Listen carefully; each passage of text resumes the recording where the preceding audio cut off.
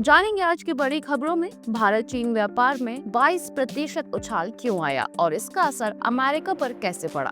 पाक अफगान वार्ता में तनाव क्या बढ़ाएगा युद्ध का खतरा। पीएम मोदी ने 2026 को भारत आसियान समुद्री सहयोग वर्ष क्यों घोषित किया। बिहार चुनाव 2025 में खेसारी का समर्थन ज्योति सिंह के लिए कितना फायदेमंद होगा। ट्रम्प के रूस प्रतिबंध से तेल बाजार में उथल पुथल कैसे बढ़ी और भारत पर क्या रहेगा इसका असर। मुशर्रफ के बाद पाक 4 स्टार जनरल के ढाका दौरे का भारत के लिए क्या मतलब है। नमस्कार, स्वागत है आपका सूत्रा नेटवर्क में। ऐसे ही तमाम खबरों पर करेंगे विस्तार से चर्चा। अमेरिकी राष्ट्रपति डोनाल्ड ट्रंप द्वारा रूस से तेल खरीदने पर भारत पर 50% टैरिफ लगाने से भारतीय व्यापार को भारी नुकसान हुआ था। खासकर झींगा उद्योग पर इसका बड़ा असर पड़ा, जिससे करीब 25,000 करोड़ रुपए का नुकसान और 50% ऑर्डर रद्द होने की नौबत आई। अमेरिका को भारत से एयर कार्गो निर्यात में भी 14% की गिरावट दर्ज की गई। हालांकि अब ट्रंप के लिए झटका साबित होने वाली खबर आई है। वित्त वर्ष 2025-26 की पहली छमाही में भारत का चीन को निर्यात 22% बढ़ गया है। रिपोर्ट के अनुसार टेलीफोन सेट, झींगा, एल्यूमिनियम और शिमला मिर्च जैसे उत्पादों की चीन को बिक्री में उल्लेखनीय वृद्धि हुई है। भारत और चीन के रिश्तों में हाल के महीनों में सुधार देखा गया। चीन के राजदूत शा फ्योंग ने एक्स पर बताया कि चीन भारत के प्रीमियम उत्पादों को अपने बाजार में अधिक स्थान देगा। ट्रंप के टैरिफ फैसले से जहां अमेरिकी व्यापार को नुकसान हुआ, वहीं भारत ने चीन के साथ मजबूत आर्थिक संबंध बनाकर अपनी स्थिति को और सशक्त किया है। पाकिस्तान और अफगानिस्तान के बीच शांति वार्ता एक बार फिर संकट में है। तुर्की की राजधानी इस्तांबुल में हुए दूसरे दौरे की वार्ता में इस्लामाबाद ने तालिबान पर आतंकवाद रोधी सहयोग से इनकार और सुरक्षा मुद्दों पर अलग अलग रुख अपनाने का आरोप लगाया। रिपोर्ट के अनुसार पाकिस्तान ने सीमा पार आतंकवाद पर अंकुश लगाने के लिए तालिबान के सामने साक्ष्य आधारित मांगे रखी, लेकिन तालिबान के अतार्किक तर्कों ने उसके इरादों पर संदेह पैदा कर दिया। रेडियो पाकिस्तान के मुताबिक बैठक में सीमा पार आतंकवादी गतिविधियों पर नियंत्रण और व्यापार बाधाओं को कम करने के लिए संयुक्त निगरानी तंत्र बनाने पर चर्चा हुई। हालांकि दोनों पक्षों के बीच विश्वास की कमी साफ नजर आई। इस्लामाबाद ने स्पष्ट चेतावनी दी है कि पाकिस्तान की भूमि को निशाना बनाने वाले आतंकवादियों को किसी भी प्रकार का आश्रय अस्वीकार होगा। रक्षा मंत्री ख्वाजा आसिफ ने कहा कि अगर शांति वार्ता असफल रही तो पाकिस्तान तालिबान के खिलाफ पूरी तरह से युद्ध के लिए तैयार है। उन्होंने ये भी दावा किया कि दोहा में पहले दौर की वार्ता में तय हुए 80% बिंदुओं पर अमल पहले ही किया जा चुका है। प्रधानमंत्री नरेंद्र मोदी ने रविवार को आयोजित भारत आसियान वार्षिक शिखर सम्मेलन को संबोधित करते हुए वर्ष 2026 को आसियान भारत समुद्री सहयोग वर्ष घोषित किया। उन्होंने कहा कि भारत आसियान व्यापक रणनीतिक साझेदारी अब वैश्विक स्थिरता और वृद्धि का एक मजबूत स्तंभ बन चुकी है। वीडियो कॉन्फ्रेंस के माध्यम से हुए इस सम्मेलन में पीएम मोदी ने कहा कि आसियान भारत की एक्ट ईस्ट नीति का प्रमुख आधार है। भारत ने हमेशा आसियान की केंद्रीयता और हिंदू प्रशांत क्षेत्र पर इसके दृष्टिकोण का समर्थन किया है। उन्होंने बताया कि दोनों पक्षों के बीच समुद्री सुरक्षा, नीली अर्थव्यवस्था, शिक्षा, पर्यटन, विज्ञान, हरित ऊर्जा और साइबर सुरक्षा के क्षेत्रों में सहयोग लगातार बढ़ रहा है। मोदी ने कहा, भारत हर संकट में अपने आसियान मित्रों के साथ खड़ा है। हमारी साझेदारी समावेशन और स्थिरता के सिद्धांतों पर आधारित है। प्रधानमंत्री ने यह भी कहा कि भारत और आसियान मिलकर दुनिया की 1/4 आबादी का प्रतिनिधित्व करते हैं। 21वीं सदी भारत और आसियान की सदी है और भरोसा जताया कि विजन 2045 और विकसित भारत 2047 के लक्ष्य मिलकर एक उज्जवल वैश्विक भविष्य का निर्माण करेंगे। बिहार विधानसभा चुनाव 2025 में भोजपुरी स्टार और आरजेडी उम्मीदवार खेसारी लाल यादव ने भोजपुरी अभिनेत्री अक्षरा सिंह को शुभकामनाएं दी और पवन सिंह की पत्नी ज्योति सिंह की मदद करने का ऐलान किया। खेसारी ने कहा, अगर मुझे समय मिलेगा तो मैं ज्योति सिंह के चुनाव में मदद करूंगा। उन्होंने इंसानियत का हवाला देते हुए जनता से भी ज्योति सिंह के समर्थन की अपील की। खेसारी ने कहा कि उन्हें सभी जातियों और धर्मों का सहयोग मिल रहा है और वे कभी जातिवाद में विश्वास नहीं करते। उन्होंने ये भी बताया कि छठ पूजा पर वे घाटों पर नहीं जाएंगे क्योंकि वहां सेल्फी लेने वालों की भीड़ लग जाती है। उन्होंने नीतीश कुमार की तारीफ करते हुए कहा कि चिराग पासवान के घर जाना अच्छा संदेश है। छपरा के विकास को लेकर खेसारी ने कहा कि वे मंदिरों के साथ स्कूल और अस्पतालों पर भी ध्यान देंगे। खेसारी ने अपनी पत्नी के वीडियो वायरल होने पर नाराजगी जताई और प्रशासन से कार्रवाई की मांग की। उन्होंने कहा कि चुनाव के दौरान व्यक्तिगत हमले शर्मनाक हैं और ऐसे कदम लोकतंत्र के लिए नुकसानदायक हैं। अमेरिकी राष्ट्रपति डोनाल्ड ट्रंप ने रूस की प्रमुख तेल कंपनियों रोसनेफ्ट और लुकोइल पर नए प्रतिबंध लगा दिए हैं, जिससे वैश्विक ऊर्जा बाजार में हलचल मच गई। इन पाबंदियों का सीधा असर भारत पर पड़ने की संभावना है, क्योंकि भारत अपनी 30 से 40% कच्चे तेल की जरूरत रूस से पूरी करता है।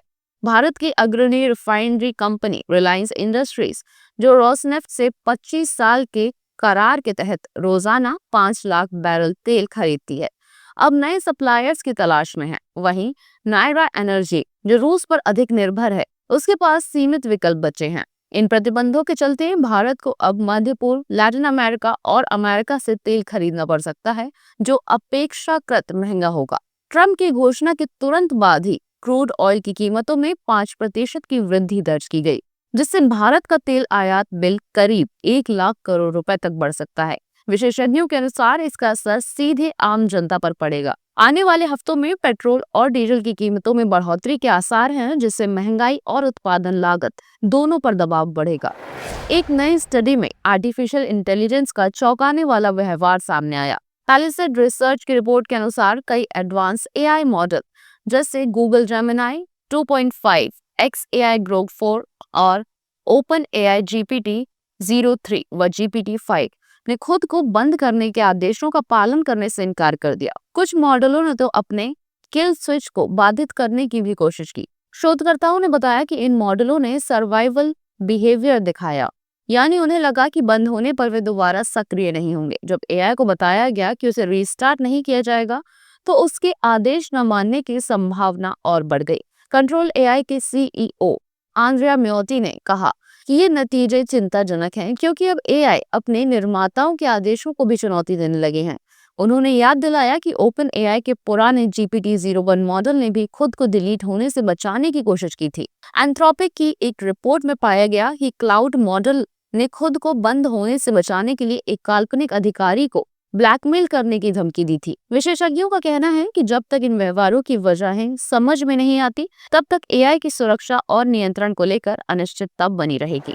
परवेज मुशर्रफ के बाद पहली बार पाकिस्तान के 4 सितारा जनरल साहिर शमशाद मिर्जा बांग्लादेश पहुंचे। ढाका में उन्होंने अंतरिम सरकार के मुखिया मोहम्मद यूनुस से मुलाकात की, जिससे भारत की चिंताएं बढ़ गईं। दोनों नेताओं ने पारस्परिक सहयोग पर चर्चा की, जिसके सैन्य मायने निकाले जा रहे हैं। सूत्रों के अनुसार जनरल मिर्जा सिलीगुड़ी कॉरिडोर के पास स्थित बांग्लादेशी सैन्य ठिकानों का दौरा कर सकते हैं।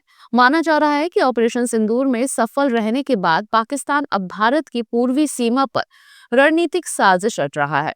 यूनुस सरकार, जिसे भारत विरोधी माना जा रहा है, हाल के महीनों में पाकिस्तान के साथ तेजी से नजदीकी बढ़ा रही है। खबरें हैं कि पाकिस्तानी सेना बांग्लादेशी सैनिकों को ट्रेनिंग दे रही है।